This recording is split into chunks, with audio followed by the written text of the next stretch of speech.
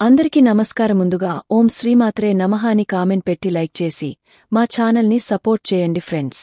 ఏటా మాఘమాసంలో శుక్లపక్షంలో వచ్చే పంచమి తిథిని వసంత పంచమి గా వ్యవహరిస్తారు.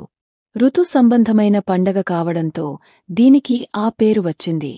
ఈ పండగనే బసంత్ పంచమి, సరస్వతి పంచమి, మదన పంచమి, శ్రీపంచమి అనే పేర్లతో పిలుస్తారు.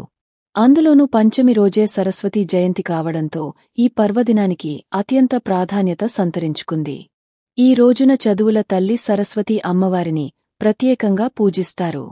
మరి మీ పిల్లలు కూడా చదువులో రాణించి ఉన్నత స్థానంలో నిలబడాలంటే ఫిబ్రవరి 2 వసంత పంచమి రోజు ఈ నీళ్లు తాగించాలని జ్యోతిష్య నిపుణులు చెబుతున్నారు. కొద్దిమంది పిల్లలు ఇంట్లో ఎంత బాగా చదివినా పరీక్షల దగ్గరకు వచ్చేసరికి వెనకబడుతుంటారు. ఆ సమయానికి చదివినది ఏదీ గుర్తురాదు. అలాంటి వారందరికీ ఈ వసంత పంచమి రోజు ఓ శక్తివంతమైన పరిహారం పాటిస్తే మంచి జరుగుతుందని చెబుతున్నారు.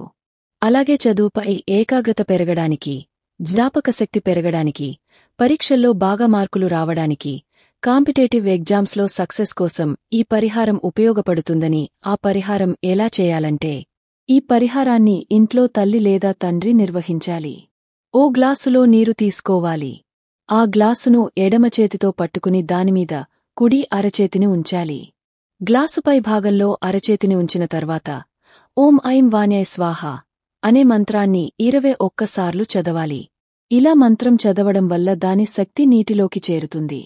అప్పుడు ఆ నీటిని పిల్లల చేత తాగించాలి.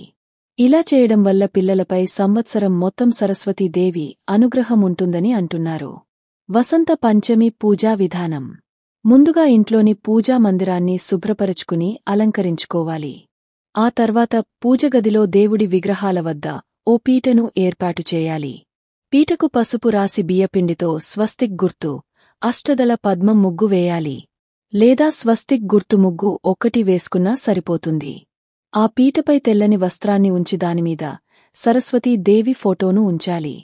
ఆపై చిత్రపటానికి కుంకుమ, గంధం బొట్లు అలంకరించాలి. సరస్వతీదేవికి 9 వత్తుల దీపమంటే చాలా ఇష్టం. కాబట్టి వసంత పంచమి రోజు అమ్మవారి చిత్రపటం ముందు మట్టి ప్రమిదలో ఆవు నెయ్యి పోసి 9 వత్తులను విడివిడిగా వేసుకుని దీపం వెలిగించాలి. ఆ తర్వాత అమ్మవారిని తెల్లని మల్లె, జాజి, నందివర్ధనం, పుష్పాలతో పూజించాలి. అలా పూలతో పూజ చేస్తున్న సమయంలో ఓం ఐం సరస్వత్యై నమః అనే మంత్రాన్ని 21 సార్లు మనసులో చదువుకుంటూ ఉండాలి. అనంతరం సరస్వతీదేవికి పాలు, పెరుగు, వెన్న, పటిక బెల్లం, తెల్లటి బెల్లం, కొబ్బరి ముక్కలు, పేలాలు, చెరకు ముక్కలు వంటి ఏవైనా తెల్లని పదార్థాలను నైవేద్యంగా సమర్పించాలి. పంచమి రోజు చదవాల్సిన స్తోత్రాలు. శ్రీపంచమి రోజు సరస్వతీ ద్వాదశ నామస్తోత్రం చదివినా విన్నా సంవత్సరం మొత్తం అమ్మవారి అనుగ్రహం లభిస్తుందని చెబుతున్నారు.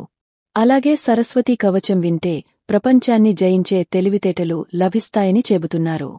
మీకు ఈ వీడియో నచ్చితే తప్పకుండా లైక్ చేసి షేర్ చేయండి. మరిన్ని మంచి వీడియోస్ కోసం మా ఛానల్ని సబ్స్క్రైబ్ చేయండి. ధన్యవాదాలు.